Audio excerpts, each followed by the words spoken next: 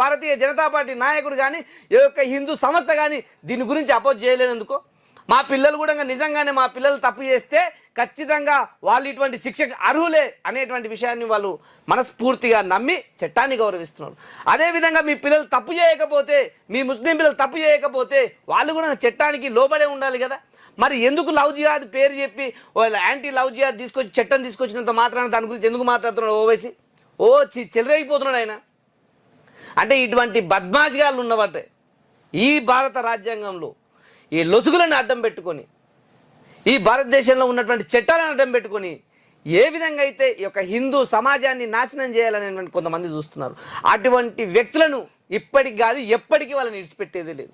ఖచ్చితంగా ఎప్పుడు సమాజంలో జరుగుతున్నటువంటి అన్యాయాలను అరికట్టడానికి భారతీయ జనతా పార్టీ నాయకులు కానీ భారతీయ జనతా పార్టీ కార్యకర్తలు కానీ ఎప్పుడు ముందడుగు వేస్తారు.